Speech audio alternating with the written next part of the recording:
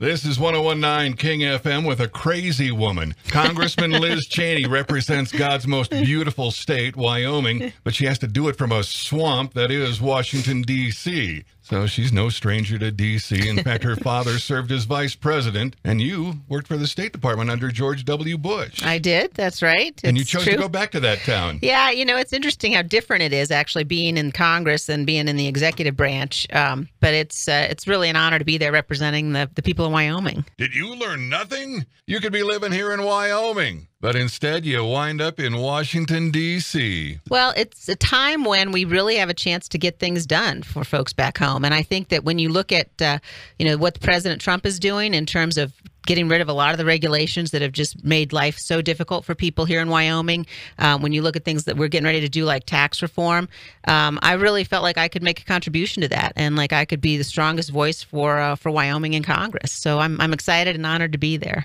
Now, you came into the job back in January. That's right. What's the thing you've done so far that you're most proud of? Well, the very first piece of legislation that I was able to have pass the House and the Senate and get signed into law by President Trump repealed a BLM Planning 2.0 rule, which was a rule that would have given even foreign NGOs a seat at the table for making decisions about how we use our land and resources here in Wyoming. And I was very proud I was able to get that repealed and have the president sign it. We also were able to get the president to lift the moratorium on coal leases on public lands, and I was honored to be at the signing ceremony with Secretary Zinke and have the pen from his signing of lifting that moratorium. So I'm very proud of that too. We were about to have some coal going for sale, but that got shut down just this past week, which I'm sad to see. And then we've got another issue that directly affects Wyoming.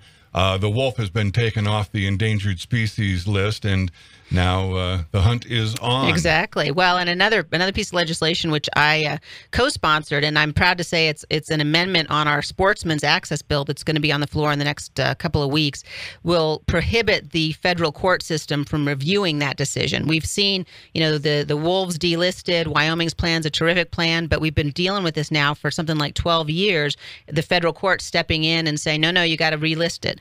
And we don't want that to happen again. We want to make sure it stays off the list. And my piece of legislation would prevent the federal court system from reviewing that decision ever again. Just as a side note, I really hate the idea that we've got these judges trying to steal your job by doing their legislation from the bench. Boy, you're exactly right, Cooper, and we have to stop it. We got to get control. One of the other things President Trump is doing in that regard is he's naming, in addition to Neil Gorsuch to the Supreme Court, great conservative federal judges to the lower courts, people who understand that the judiciary's job is not to make law, but they ought to be interpreting the law, and that they ought to be doing it in a way that is has a commitment to the Constitution and to the original intent of the Constitution. And so those appointments that you don't hear a lot about are going to have a huge impact for generations to come in terms of how our whole process works. President Trump has one of the most difficult presidencies that I have ever heard of. The divisiveness, the hate, the bile that's getting thrown his direction, all in an effort to delegitimize him. And you're probably catching some of that flack too, just being a Republican and a politician in general. Well, it really, the Democrats do not want to admit that they lost the election. And so you're just seeing all kinds of garbage get thrown at him. Of course, I've lived through that, watching, some of the criticism that my dad took, for example, when he was in office. And I really do think very much about the lesson of my dad, and that you just got to have the courage of your conviction, and you just have to do what you know is right. Ignore the haters, ignore the people that are criticizing you, and keep doing what you know is right for our state and for our country. You're more civil than I. I'd want to go bitch slap each and every one of them. Yeah, well, I won't deny I've had that intent sometimes, but haven't done it. A big problem that affects our entire country and the world, North Korea. Kim Jong-un says Donald Trump is a dog, a barking dog, and I'm like, should we take that as a compliment in as much as he's delicious? Sorry, don't mean to comment on their dietary intake. But this is really tough. Have you talked with our former Vice President, Dick Cheney, about what can be done in this situation? I have. I really value his advice over really anybody else's. And there's actually, just by chance, a terrific article that just appeared today. If folks can go to the Weekly Standard website, and there's an article about North Korea. The headline is "Cheney was right." And it's a great piece because it goes through the history of every administration trying to deal with North Korea and trying to talk them out of their nuclear weapons. What we have to understand now is, first of all, President Trump has done exactly the right right thing in terms of making sure Kim Jong-un knows if he dares to try to launch against us, he's going to be destroyed. That would be a very unwise move for him to make. He's also done a really good job, in my view, at sending the message to the Chinese, we will take action militarily if we have to defend ourselves. And the Chinese had better step up to the plate unless they want to see us do that. And I think that's the only way you're going to get the Chinese involved. They're the ones that really can pressure Kim Jong-un. They're the ones that can cut off all the trade with him. Frankly, they're the ones that can make him leave office, make him go. And I think ultimately that's what we're going to have to see happen. But we cannot live with a world in which Kim Jong-un can threaten the entire U.S. mainland with a nuclear-tipped ICBM. And that's basically where we are today. Okay, so we've covered some of the heavy issues of Washington. Now you're back in Wyoming. Let's touch back on some of your memories of Wyoming. You spent a couple of years in Casper going to high school. You were actually a cheerleader. Yeah, well, I was a cheerleader. That's true. Wyoming has just been a place. My family obviously has been here for, I think, 4 generations. Our kids are the 5th generation.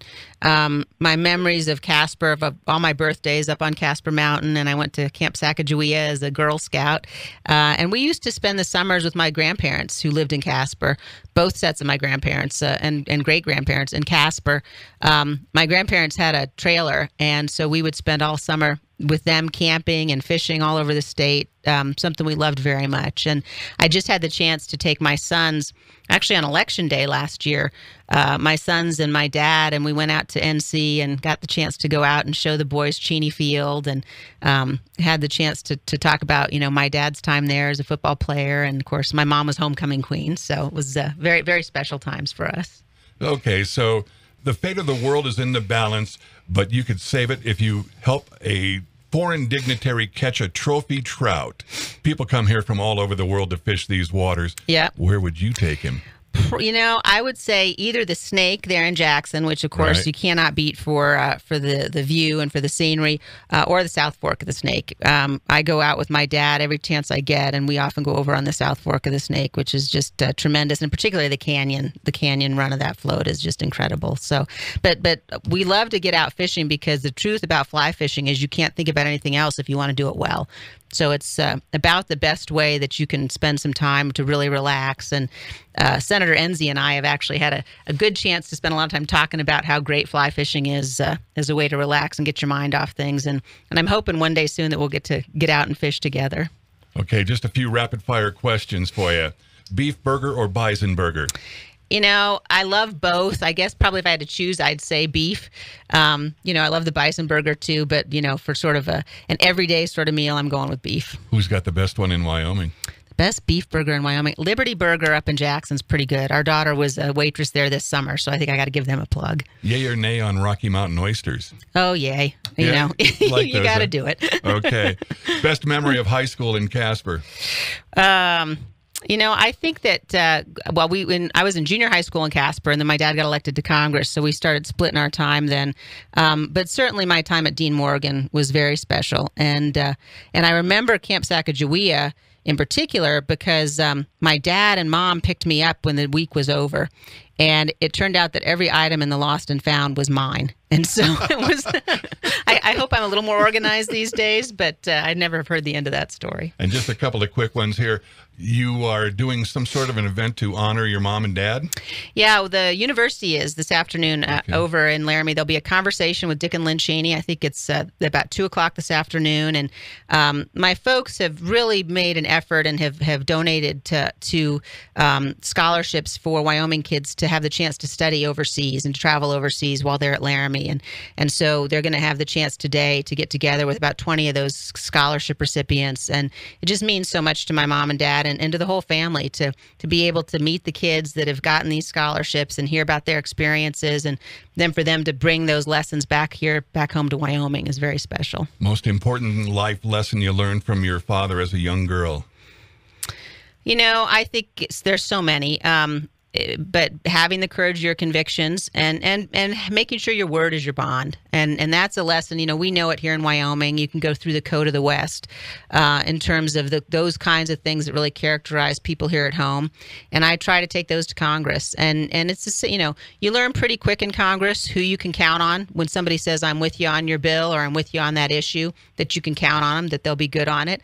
And then you learn that there are folks you can't. And, you always want to be the person that, if I disagree with you, I'm going to tell you up front. I don't believe that's right. But you don't make it personal. And you work really hard to make sure your word's your bond. You have a firm handshake. And you do what you know is right, even when it's tough. In dealing with your children, what is the voice of your mom that comes through and it's like, oh my God, I just sounded like my mom. I'm channeling her right now. It happens all the time. My mom, I remember when we were growing up, she was a writer, but she would stay home and she would work from our dining room table. And now as a mom myself, looking at how well she balanced being a mom with having a career, it's very tough, and I have huge respect for her. And the lesson from her is just you work hard and you can accomplish anything, and never think that you can get by without doing your best, without working your hardest. But know that particularly here in Wyoming and across the country, what's so special is that you really can accomplish your dreams if you're willing to work hard enough for them. Well, you've done yours so far, and I'm looking forward to seeing what the future holds for you and all of us. Well, thank you, Cooper. Really great to be with you, and I'm honored to be representing Wyoming in the House of Representatives, and great to be back home this weekend. We'll be following you. Thank you. Liz Cheney here on 101.9 King FM.